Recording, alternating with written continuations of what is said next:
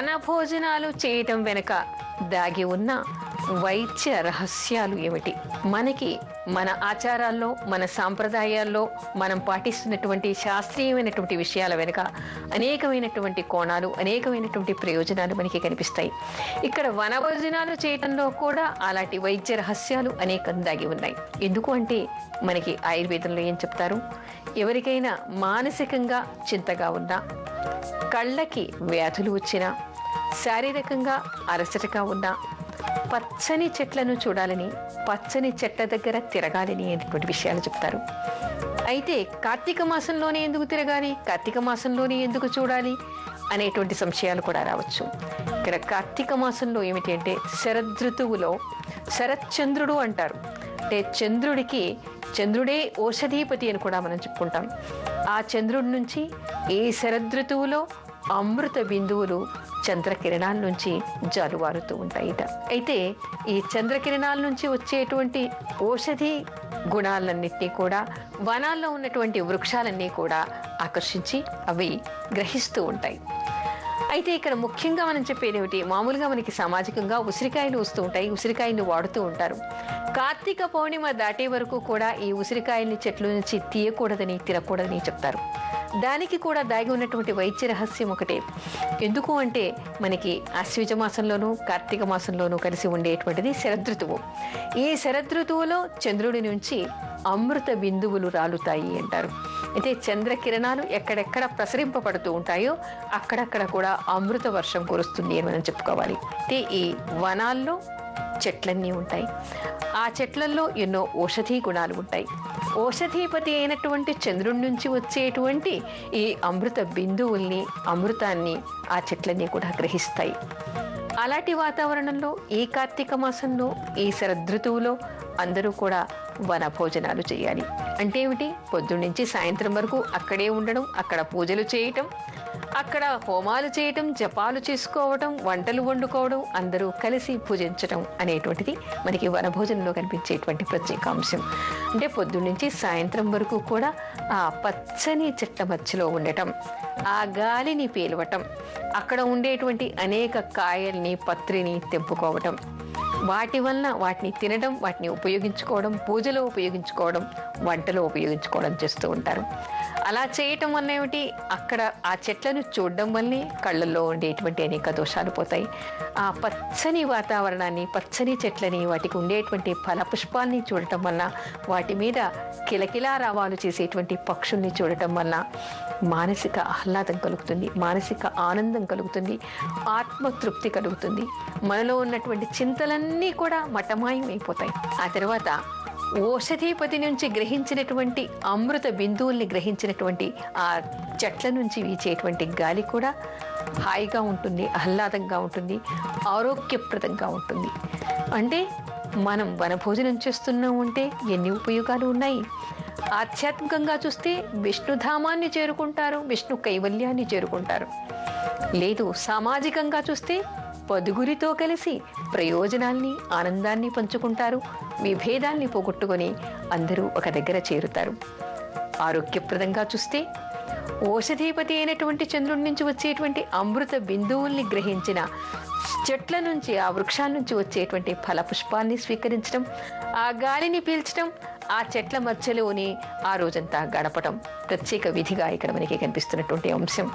అంటే సంవత్సరానికి ఒక్క రోజైనా సరే మనకి ఉన్నటువంటి నిత్య జీవనం నుంచి, నిత్యం మనం పడుతున్నటువంటి ఒత్తిళ్ల నుంచి దూరంగా వెళ్ళి నలుగురితో కలిసి భగవత్ ప్రార్థన చేసి అక్కడ ఆ ఆహ్లాదకరమైనటువంటి వాతావరణంలో మనకి కావలసినటువంటివన్నీ కూడా పొందటం, ఆరోగ్యాన్ని పొందటం, అంటే శారీరక మానసిక ఆరోగ్యాన్ని పొందటం అనేటువంటిది ఇక్కడ దీని వెనుక ఉన్నటువంటి ప్రత్యేకమైనటువంటి ఆరోగ్య రహస్యం మనకి ఇక్కడ కనిపిస్తోంది.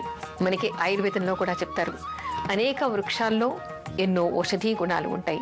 ఆ ఔషధీ గుణాలు ముఖ్యంగా ఈ శరదృతువులో అంటే ఆశ్వీజ మాసంలోనూ కార్తీక మాసంలోనూ పుష్కలంగా వాటిలో ఉంటాయి. ఆ గాలిని పీల్చాలి, ఆ ఫల పుష్పాల్ని తినాలి, అక్కడ వాటి చెంతనే మనం గడపాలి. అలా గడపటం వల్ల మనకి అనేక ప్రయోజనాలు ఉన్నాయి.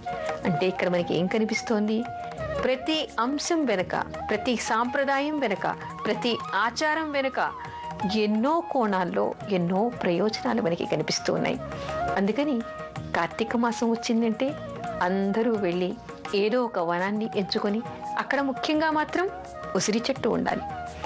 ఆ ఉసిరి చెట్టు మూలంలో పూజాధికాలు చేసుకుని కలిసి వండుకొని కలిసి తిని ఆ రోజంతా అక్కడ ఆటలు పాటలు సాగించి అందరూ వనాల్లో గడపటం వలన అనేక ప్రయోజనాల్ని పొందేటువంటి అవకాశం ఉంది.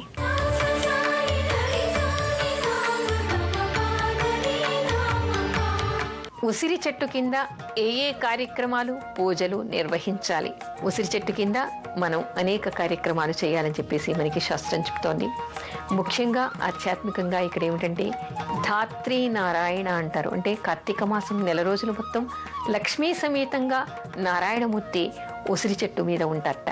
అందుకని ఉసిరి చెట్టు మొదల్లో మనం దామోదరుడు అంటే నారాయణమూర్తిని స్మరించుకోవడం, పూజలు చేయడం విశేషంగా ఉంది. అయితే ఈ నెల రోజులు కూడా, కార్తీక మాసం నెల రోజులు కూడా ప్రతి వ్యక్తి కూడా ఈ ఉసిరి చెట్టు దగ్గరికి వెళ్ళి, అంటే ఎక్కడ ఉసిరి చెట్టు దేవాలయంలో కానీ వనాల్లో కానీ లేదా పెరట్లలో కానీ ఉంటే అక్కడికి వెళ్ళి ఆ చెట్టు మూలంలో చెట్టుకు వేడి తగలకుండా మూలంలో అక్కడ అలికి ముగ్గులు పెట్టి శంఖం, చక్రం, పద్మం, అష్టదళ పద్మాన్ని పెట్టి దీపారాధన చేయాలి. దీపారాధన చేసి ప్రదక్షిణలు చేయాలి. నారాయణమూర్తికి మనం ఏ విధంగా పూజ చేస్తామో అక్కడ ఆ మూలంలో కూడా అలాంటి పూజలన్నీ నిర్వహించాలి. అన్నదానాలు చేయాలి, దీపదానం చేయాలి. ఆ తర్వాత ఉసిరిపత్రితో కూడా భగవంతుణ్ణి అర్చించాలి. ఉసిరికాయలతో భగవంతుణ్ణి అర్చించాలి. కేవలం అర్చనలు, వనభోజనాలే కాదు, ఇక్కడ మరికొన్ని ప్రత్యేక అంశాలు కూడా ఉన్నాయి. ఎవరు ఉసిరి చెట్టు కింద వాళ్ళ పితృదేవతలకి తర్పణాలు చేస్తారో వాళ్ళ పెద్దలందరూ కూడా ఉత్తమగతుల్ని పొందుతారుట. నరకలోకం నుంచి వాళ్ళకి విముక్తి లభిస్తుందిట. ఎవరు వాళ్ళ పితృదేవతల కోసం శ్రాద్ధాది కర్మలు ఏ ఉసిరి చెట్టు కింద చేస్తారో వాళ్ళ పెద్దలందరికీ కూడా మోక్షప్రాప్తి కలుగుతుందిట. నరకలోకం నుంచి విముక్తి లభిస్తుందిట. వాళ్ళ పెద్దలకి కాదు, అలా చేసినటువంటి వ్యక్తులకి కూడా అనేక దోషాలు, అంటే మనోవాక్కాయ కర్మల, మనసు చేత కానీ, కర్మ చేత కానీ, లేదా వాక్కు చేత కానీ వాళ్ళు చేసినటువంటి సకల పాపాల నుంచి వాళ్ళకి విముక్తి లభిస్తుందిట. ఆ తర్వాత ఇక్కడ అనేక నోములు చేయటం, దానాలు చేయటం, అంటే ఇక్కడ దీపదానం చేయవచ్చు, తర్వాత గోదానం చేయవచ్చు, భూదానం చేయవచ్చు, తర్వాత షోడశ దానాలు ఉన్నాయి మనకి, అలాంటి దానాన్ని చేయొచ్చు, వస్త్రదానం చేయొచ్చు. అన్నిటికంటే ముఖ్యంగా చెప్పేటువంటిది మనకి దీపదానం, అన్నదానం. అంతేకాదు ఇక్కడ ఎవరు పండితులు పురాణ ప్రవచనాల్ని వినే వాళ్ళందరికీ వినిపిస్తారో, శ్రోతలకి వినిపిస్తారో వాళ్ళకి కూడా అత్యంత పుణ్యం లభిస్తుందిట. అంటే ఉసిరి చెట్టు కింద కూర్చుని పండితులు ఏదైనా ఆధ్యాత్మిక గ్రంథాల్లోని విశేషాలన్నింటినీ కూడా అక్కడికి వచ్చినటువంటి భక్తులకి శ్రవణం చేయించటం వలన, అంటే వినిపించటం వలన ఆ వినే వాళ్ళకి, అది వినిపించిన వాళ్ళకి కూడా మోక్షప్రాప్తి కలుగుతుందిట. తర్వాత త్రికరణ శుద్ధిగా వాళ్ళు చేసేటువంటి పనులన్నీ కూడా సత్ఫలితాల్ని వాళ్ళకి ఇస్తాయిట. నారాయణమూర్తి అనుగ్రహం వాళ్ళకి కలుగుతుందిట. అందుకని ఉసిరిక చెట్టు కింద తండ్రి లేని వాళ్ళు, తల్లి లేని వాళ్ళు పితృతర్పణాలు, శ్రాద్ధాది కర్మలు చేయవచ్చు. పండితులు పురాణ ప్రవచనాలు చెప్పవచ్చు. అందరూ కూడా అక్కడ ధాత్రి నారాయణుణ్ణి దీపారాధన చేసి ఆరాధన చేయవచ్చు. ఆ తర్వాత అనేక స్తోత్రాలు అక్కడ కూర్చొని సామూహికంగా అందరూ విష్ణు సహస్రనామం చేయొచ్చు, భజనలు చేయవచ్చు, ప్రవచనాలు చెప్పవచ్చు. ఇలా అనేక కార్యక్రమాల్ని ఉసిరి చెట్టు కింద చేయటం వలన అనేకమైనటువంటి ఫలితాలు కలుగుతాయని చెప్పేసి మనకి ఆధ్యాత్మిక గ్రంథాలు చెప్తూ ఉన్నాయి.